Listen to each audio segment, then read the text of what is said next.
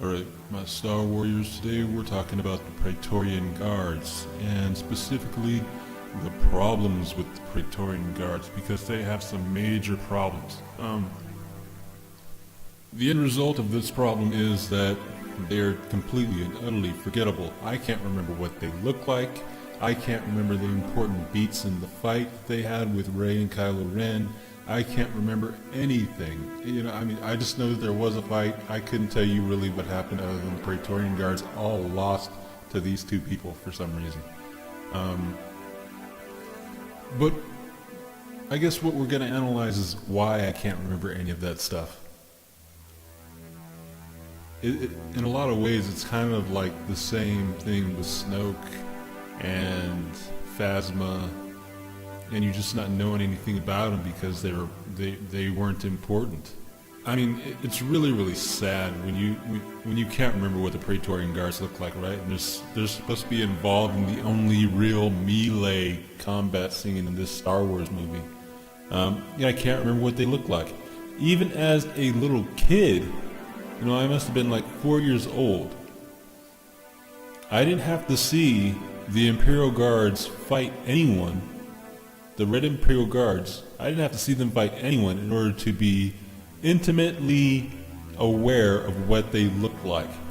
I could snap my fingers and point out an Imperial Guard. I could draw an Imperial Guard from memory.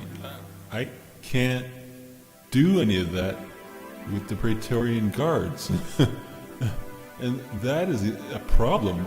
That they had these weird-looking designs with weird-looking helmets. I can't really even remember if they had robes on or not, or if it was just all armor.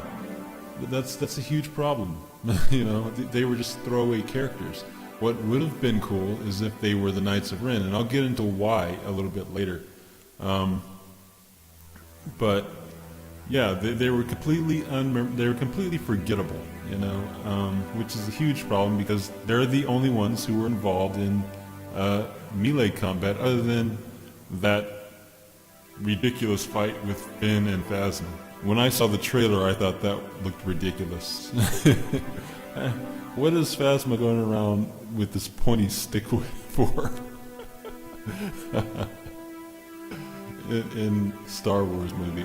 Anyway, back to the Praetorian Guards. They had a terrible design that I can't remember what they looked like, at the moment. I'd have to look at images. But more importantly, their characters in the story had no purpose. They didn't make any sense whatsoever. And that's really what the main gripe I have with them is they didn't make any sense.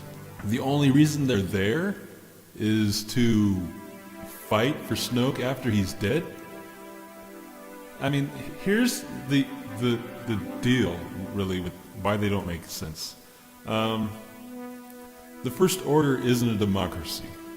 The First Order is a dictatorship, So at that point in time, they were risking their lives against Kylo Ren and Rey for a guy who was dead and not coming back. The guy who had taken power. Kylo Ren took power from Snoke the moment he killed him. He was the leader of the First Order at that point, and anyone should have seen it. And the reason why they would have only worked as characters if they were the Knights of Ren is because as the guy that killed Snoke, he was pretty much the leader, the top guy there from that moment on. And as Knights of Ren, as Force users, they could have then taken that power from him. They could have become the dictators. Whichever one of them ends up, being the last man standing could have been the dictator or the leader of the First Order. That right there would be their incentive for fighting him after Snoke's death. I mean, other than that, there is no reason for them to fight and die.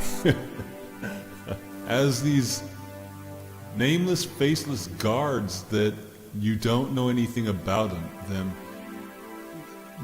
they're basically just drones that have no real agenda, nothing. You don't see any ambition in them to dethrone Kylo Ren and become leader of the First Order themselves.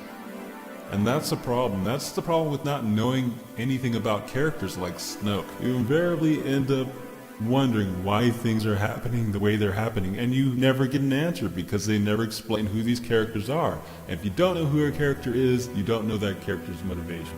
I mean, Snoke, you could kind of guess that, but even him, it's still not.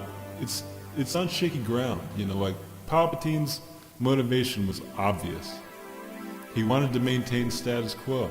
He was ruling over the galaxy at the time of the original trilogy, and he did not want to give up that power. That means he had to take out the rebellion. Snoke, what right did he have to rule the galaxy? I mean, what claim does he have? Why this guy? Why not some other Joe Schmo, you know?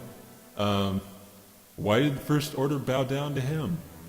No one knows the answer to this stuff. He's not in control of the galaxy, so I just don't get his character. I don't know anything about his character.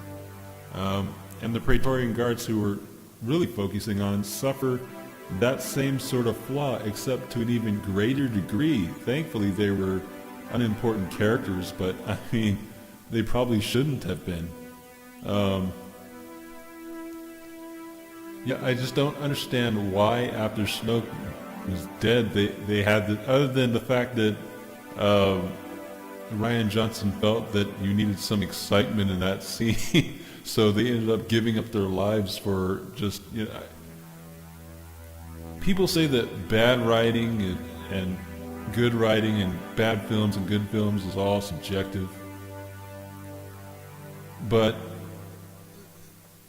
if you have a plot where things don't happen for a reason in the narrative, instead they happen for reasons of, oh, well, we need an exciting beat here, then that's just objectively bad, you know? And the Praetorian Guards are just objectively bad in this film. You know, they're nothing now. It would be a real joke if Kylo Ren sort of established his own set of Praetorian Guards to take their place. What a joke they would be, right? Anyway, yeah, it's just one more thing that is terrible narrative sense. Makes terrible narrative sense in this movie. I'm not sure exactly what I'll talk about next as far as what I hated in this movie, but I'm sure it'll be just as interesting as this Praetorian Guard video.